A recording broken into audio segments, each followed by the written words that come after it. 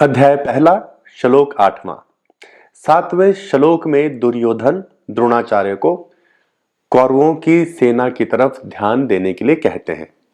अब इस श्लोक में वो जो कौरवों की सेना में जो योद्धा हैं, अब उनका एक एक करके वर्णन करते हैं और द्रोणाचार्य से कहते हैं, भवान भीष्मश्च कर्णश्च कृपश्च समितिंजयः अश्वत्थामा विकर्णश्च सौमदत्तिस्थैव च। तो अब हम थोड़ा सा इनके पदों का अर्थ पहले समझ लेते हैं। सबसे पहले हम बात करते हैं भवान। भवान मतलब आप मतलब द्रोणाचार्य, दुर्योधन द्रोणाचार्य को आप कह रहे हैं। उसके बाद है भीष्म, यहां पर पितामह की बात हो रही है। च का मतलब तथा होता है। कर्ण, कर्ण समितिंजय संग्राम विजय। कृपः कृपाचार्य की बात हो रही है और संग्राम विजय भी नहीं कहा जा रहा है यहाँ पे। च तथा और अश्वत्थामा, अश्वत्थामा की बात हो रही है। विकर्ण, विकर्ण और सोमदत्ति, सोमदत्ति सोमदत्त का जो पुत्र है उसको भूरिश्रवा कहा गया है, इसलिए उसको सोमदत्ति ही कहा गया है। अब हम इन पदों की व्याख्या समझते हैं। तो सबसे पहले बात करते हैं भवान भीष्मश्च। भवान मतलब आप और भीष्म पितामह। तो दुर्योधन कहते हैं कि आप और भीष्म पितामह इस दुनिया में सबसे बड़े वीर योद्धा हैं। आपके समान इस संसार में दूसरा कोई योद्धा नहीं है। और ये बात सच भी है, दुर्योधन बिल्कुल सत्य कह रहे हैं। भीष्म पितामह जैसा और द्रोणाचार्य जैसा पूरे विश्व में दूसरा नहीं था। वो सच में बहुत ही विशेष पुरुष थे, वरदानी थे, शक्तिशाली थे, अस्त्र शस्त्र विद्या के ज्ञाता थे। ऐसा कोई ज्ञान नहीं था जो उनके पास नहीं था। तो दोनों ही बड़े विशेष थे, इसलिए यहां पर दुर्योधन उनकी ऐसी बात कर रहे हैं। और दुर्योधन आगे भीष्म पितामह के बारे में कहते हैं कि भीष्म पितामह तो बाल ब्रह्मचारी हैं और उनके तेज के बारे में तो पूरी दुनिया जानती है। उनकी प्रसिद्धि तो पूरी दुनिया में प्रसिद्ध है और इसके साथ ही उन्हें इच्छा मृत्यु का भी वरदान है। इच्छा मृत्यु का वरदान मतलब भीष्म पितामह को कोई मार नहीं सकता था। यह उनकी इच्छा पर निर्भर करता था कि उनको कब मृत्यु को स्वीकार करना है। उनकी इच्छा के विरुद्ध यमराज भी उनको स्पर्श नहीं कर सकता था। इसलिए यहां पर दुर्योधन कहते हैं कि भीष्म पितामह को तो इच्छा मृत्यु का वरदान है, उनको तो कोई मार ही नहीं सकता। और भीष्म पितामह जब मरे भी थे तो वो उनकी इच्छा से ही उन्होंने मृत्यु को स्वीकार किया था और जब तक वो नहीं चाहते थे कि वो इस दुनिया को छोड़ के जाएं, वो जीवित ही रहे थे। उसके बाद अगला पद है कर्णश। दुर्योधन यहाँ कर्ण की वीरता की बात करते हैं कि कर्ण जैसा योद्धा तो पांडवों में है ही नहीं। कर्ण चाहे तो अकेला ही पांडव सेना पर विजय प्राप्त कर सकता है, ऐसा वो शूरवीर है। वो सूर्य का पुत्र है और उसके पास सूर्य देवता का ही दिया हुआ एक ऐसा धनुष बाण है जो कभी हारता नहीं है, जो कभी परास्त नहीं होता है। तो यहां पर दुर्योधन इस तरह से कर्ण का बखान कर रहे हैं, उसकी विशेषताओं की बात कर रहे हैं। इसके बाद अगला पद है कृपश्च समितिंजय। यहां पर दुर्योधन कृपाचार्य की बात कर रहे हैं और उनको संग्राम विजयी कह रहे हैं।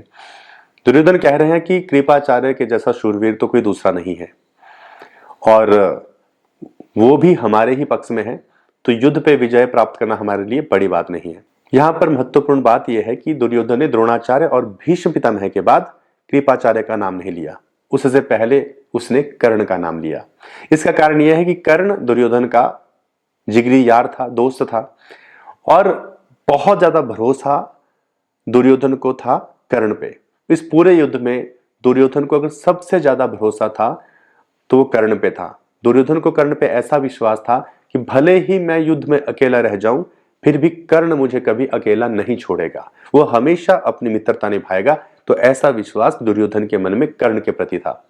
इसीलिए द्रोणाचार्य और भीष्म पितामह के बाद कर्ण का नाम अंदर से अपने आप ही आ गया और उसके बाद अब वो कृपाचार्य की बात कर रहे हैं। अब दुर्योधन को भी लगा कि यहां पर मैंने थोड़ा लेट कर दिया है, कृपाचार्य का नाम पहले लेना चाहिए था, लेकिन अब बाद में ले रहा है, इसलिए वो उनको संग्राम विजयी कहकर उनको सम्मान भी दे रहा है। अगला पद है अश्वत्थामा। दुर्योधन द्रोण को कहते हैं कि अश्वत्थामा के बारे में सोचिए, वो तो चिरंजीवी है। चिरंजीवी मतलब जो कई कई जन्मों तक जीवित रह सकते हैं। कृपाचार्य की तरह ही अश्वत्थामा भी चिरंजीवी थे। कुछ लोग ऐसे थे जिनको चिरंजीवी होने का वरदान प्राप्त था, जिसमें अश्वत्थामा भी एक माने जाते हैं। तो अश्वत्थामा चिरंजीवी थे, बलशाली थे, शूरवीर थे, और वो भी दुर्योधन के ही पक्ष में युद्ध कर रहे थे। दुर्योधन द्रोण को यह भी कहते हैं कि अश्वत्थामा ने आपसे ही अस्त्र और शस्त्र विद्या सीखी है और ये बहुत बड़े शूरवीर हैं। तो ऐसा कहकर वो द्रोणाचार्य को बता रहे हैं कि देखिए, अश्वत्थामा जैसे शूरवीर भी हमारे ही पक्ष में युद्ध कर रहे हैं, इसलिए डरने की हमारे सामने कोई ऐसी बात नहीं है। अगला पद है विकर्णश्च सौमदत्तिस्थैव च। दुर्योधन द्रोणाचार्य को कहते हैं कि द्रोणाचार्य, आप ये ना समझे कि पांडव बहुत बड़े धर्मात्मा हैं, हमारे पास भी धर्मात्माओं की कोई कमी नहीं है। मेरा बड़ा भाई विकर्ण बहुत बड़ा महात्मा है और सोमदत्त का पुत्र भूरिश्रवा भी बहुत बड़ा धर्मात्मा है, क्योंकि इन दोनों ने ही बहुत बड़े यज्ञ किए हैं, बड़ी बड़ी दक्षिणाओं वाले हवन यज्ञ भी इन्होंने करके रखे हैं। तो ये दोनों ही बहुत बड़े धर्मात्मा हैं। इसके साथ साथ ये बहुत बड़े शूरवीर भी हैं और महारथी भी हैं। यहां पर दुर्योधन इन शूरवीरों की जो गिनती करवा रहे हैं द्रोणाचार्य को, इसका कारण यह है कि वो ये बताना चाह रहे हैं कि देखिए, हमारे पास आप जैसे शूरवीर यानी कि द्रोणाचार्य, जो सबके गुरु हैं, जिन्होंने सबको अस्त्र शस्त्र की विद्या दी है, तो केवल एक ही थे द्रोणाचार्य। तो द्रोणाचार्य एक ही थे और वो आप हमारे पक्ष में हैं।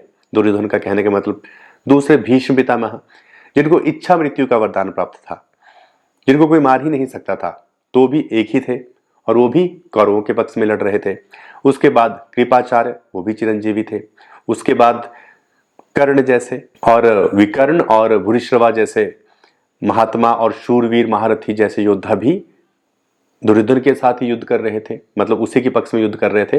तो दुर्योधन का कहने का मतलब ऐसा था कि जैसे ये हमारे योद्धा हैं, अगर देखेंगे तो पांडवों में ऐसा एक भी कहीं नजर आने वाला नहीं है, इसलिए जीतना तो तय है और हमारे सामने ऐसे घबराने का कोई सवाल खड़ा नहीं होता है। अब अगर देखा जाए तो दुर्योधन सही ही कह रहा था, लेकिन एक बात यहां ऐसी थी जो दुर्योधन मिस कर रहा था, और वो ये थी कि पांडवों के पास श्री कृष्ण थे और वो उनके पास नहीं थे, और यही बात भेद उत्पन्न करती थी। तो इस श्लोक में आपने देखा कि कैसे दुर्योधन द्रोणाचार्य के सामने अपनी सेना के योद्धाओं की विशेषताओं का वर्णन करते हैं। अगले श्लोक में हम देखेंगे कि दुर्योधन आगे क्या कहते हैं। तो मिलते हैं अगले श्लोक में अगले वीडियो के साथ।